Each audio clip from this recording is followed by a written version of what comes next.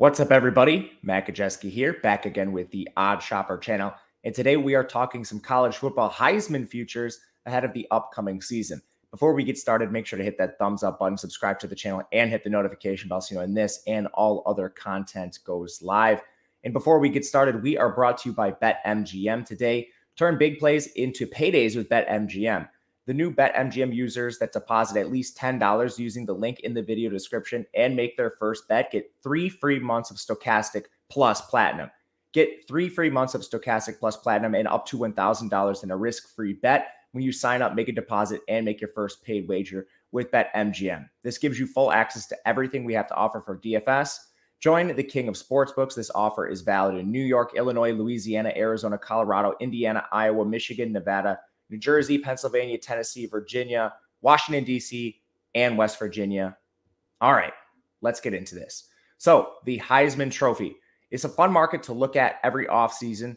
There's a pretty good blueprint for who wins this every single year. Looking back to the year 2000, 18 of the winners have been quarterbacks, only 3 running backs, 1 receiver, that was Devontae Smith.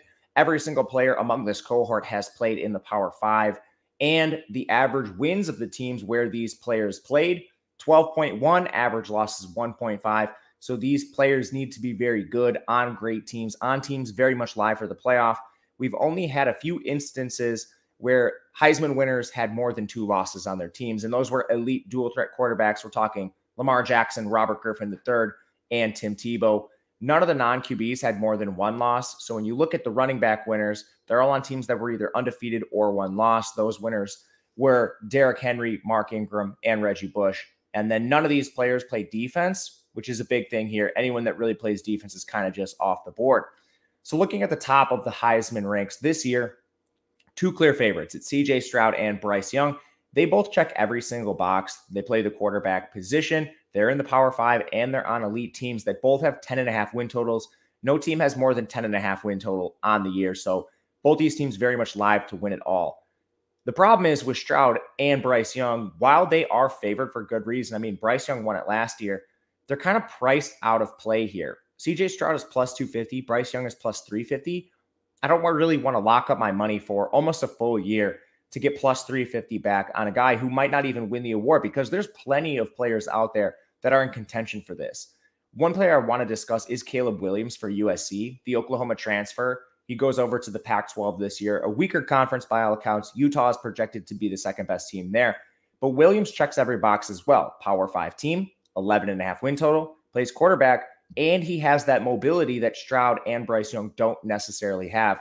That could potentially give him a leg up. Not to mention he's playing with a coach that's already put up 2 Heismans in recent memory, Baker Mayfield and Kyler Murray.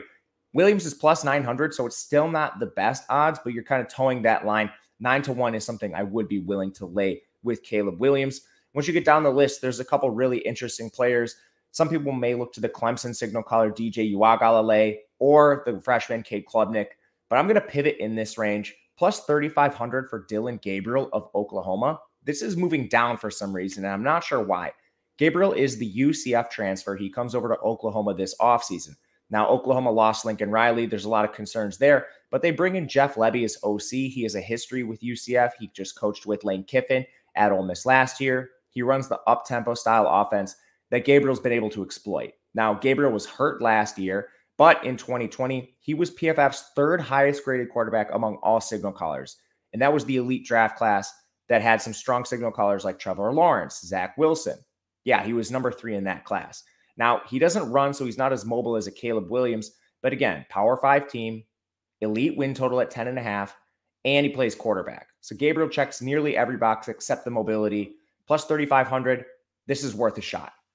And last player I want to talk about today, the longest of shots here, but someone that actually sneakily checks a lot of these boxes is Utah's Cam Rising. We're heading out to the Pac-12 again.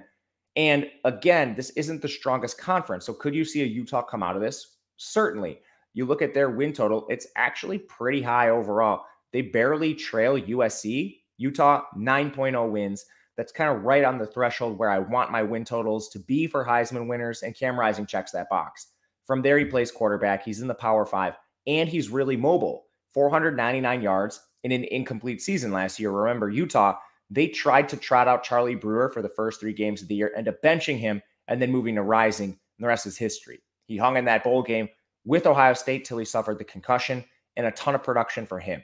Not to mention the schedule is pretty good. They're going to be facing a stronger USC team. If they can upset USC and make it to the college football playoff, this guy literally has everything you'd want. And right now, he is 10,000 plus 10,000.